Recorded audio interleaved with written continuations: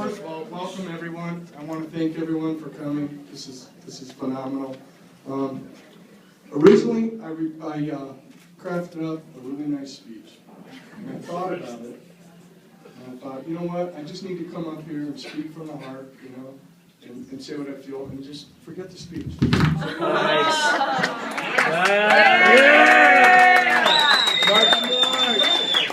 But I started thinking about it. What if I'm a little intoxicated? What if I get a little bit nervous? Therefore, hence, we're going back.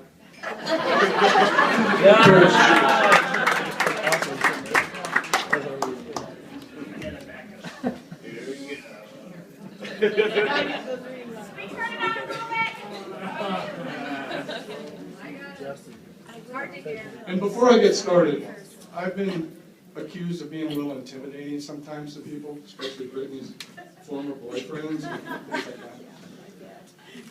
Truth is, I'm a big crybaby, so I don't know how I'm going to get through this, so you guys got to help me out here. So when it gets bad, just bear with me until I'm done. Again, I'd like to thank everybody for coming, all the friends and family of both Brittany and Joel, taking the time to spend this special day with all of us. Thanks for having us. I'd especially like to thank my 3 business partners, Jeff, Scott, Dave, their beautiful wives, for coming all the way out from the East Coast. The smoke's not too bad. I had a joke in there for that, but I'll leave it up. Lastly, they can't be here in body because they have since passed, but I'm sure my grandparents, Brittany's great-grandma June and great-grandpa Bob, are here in spirit, and they're so proud of their first great-grandchild.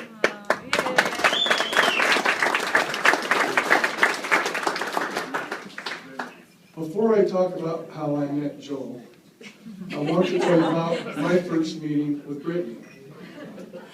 I firmly believe a child's born with certain inherent predispositions. We grow up as a product of our environment and our family, but certain key characteristics are with us when we're born. So Joel, pay close attention.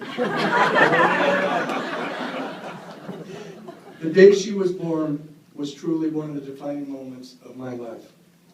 Granted, her delivery was a very long, tenuous birth. After what I'm sure felt entirely too long to her mother, it was time for the doctor to get the suction comb out and get her the heck out of there. Joel, some people might refer to this as stubbornness. As they wrapped her in a fresh, warm blanket, the doctor handed her to me. I took her down the hallway to her bassinet. As I walked carefully holding her, staring down at her, she opened her beautiful eyes to me and scowled. Joel, some people refer to this as grouchiness.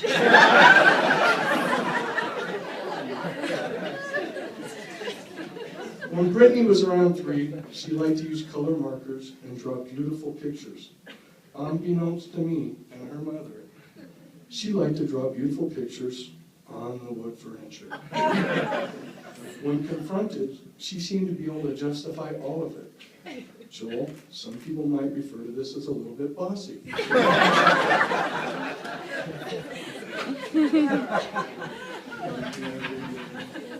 By her early teens, Brittany had acquired the skills of communication, or I like to refer to as arguing.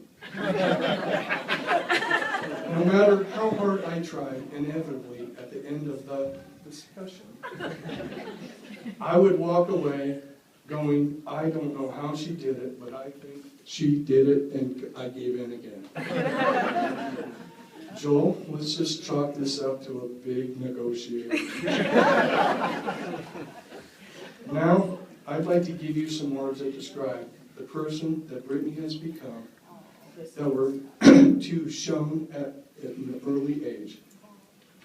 Passionate, caring, intelligent, confident, determined, achiever, romantic, and kind-hearted. From the time I came home from work late at night one night, she was only maybe 3. All the lights in the house were off but the light in my office. And when I peeked in, she was on my computer teaching herself to read. The same determined way, she persevered through nursing school and has landed a wonderful job. From times when she would play with the worms and bugs that scared off all the other little girls in the neighborhood, to now having to do things for people at the hospital that most of us couldn't or wouldn't. When most high school graduates were heading to Hawaii or Cabo for a graduation trip, Brittany went to Tanzania, Africa, to volunteer her time in an orphanage. Her shower was a bucket of water, and the toilet was a hole in the floor. But she is a girly girl. From the kids she has babysit to the older folks in the hospital that she takes care of, she's touched positively all these lives. That, Joel, is the Brittany I love, and my greatest gift to you.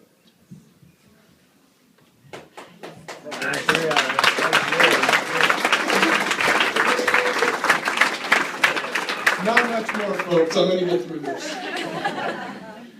The first time I met Joel, Brittany had been trying really hard to get me to meet him. She suggested perhaps a Raider game, since we had season tickets. Great idea, but I'm not wasting a ticket on a Niners game.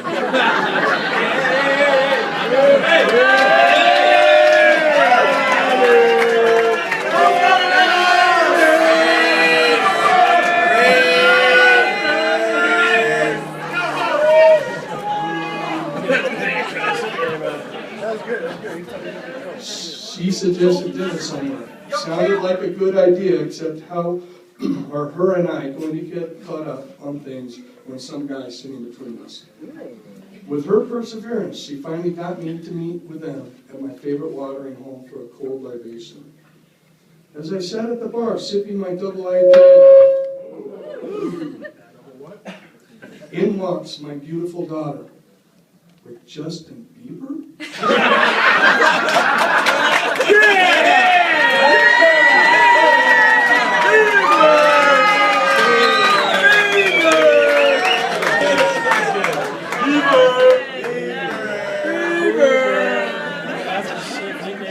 Yes, Joel had only what I can describe as the Beads haircut.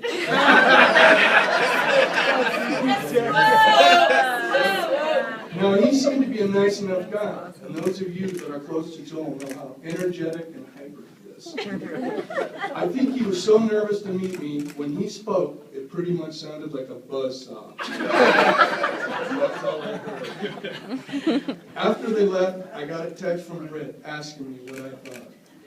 I told her I thought he might be a keeper. Over time, I got to know Joel more. Granted, I had hoped Brittany would have brought home someone who had interests similar to mine, who loved motorcycles, snowmobiles, working out, the Raiders. But Joel was none of these.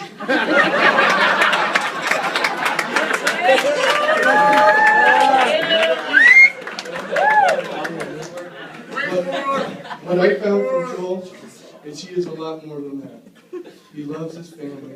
He loves to take care of his little nieces and nephews. He's passionate, dedicated, caring, and treats my daughter like a princess. When Brittany was 4 years old, till her teens, I used to take her on dates. Remember that? She'd get all dressed up. I'd open the door for her. We'd go to a nice restaurant. I'd order dinner for her. We'd have great conversation and head home. I did this so she knew how a nice guy should act and treat her. I never wanted her to settle for less.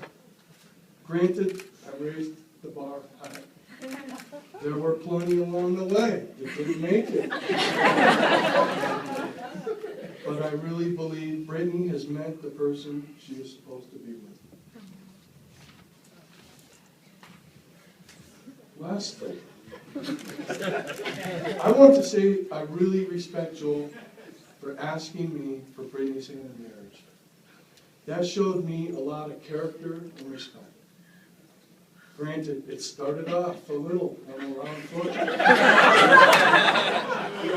think he knows where this is going. Joel asked me if I wanted to go to our favorite watering hole to watch the Raiders, or the Niner playoff game, I'm sorry. Keep in mind, this is the very same place I met Joe.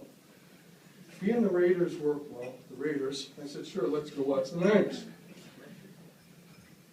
As we sat there and watched the game, I could tell something was on Joel's mind.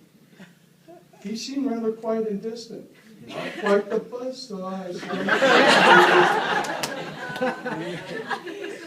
As the game came to a close 4 hours later, and I'm not even going to say how many beers later, we get to Joel's apartment.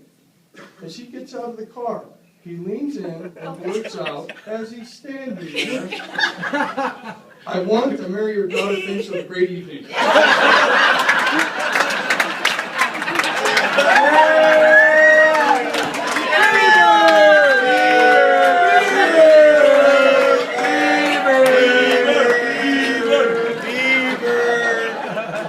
After the initial shock, I said, "Get your ass in this car." Jelly gang. As trying to have an intellectual conversation at that point in the evening was not really in the cards, I called Joel back the next day, and we met, and I told him I was proud to have him marry my daughter. And Joel, I'm truly pleased to have you. Good job. Good job.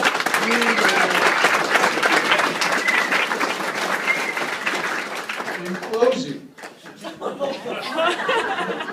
some would probably say I am not the best person to offer words of wisdom for a successful marriage. I do have 28 years under my belt, combined.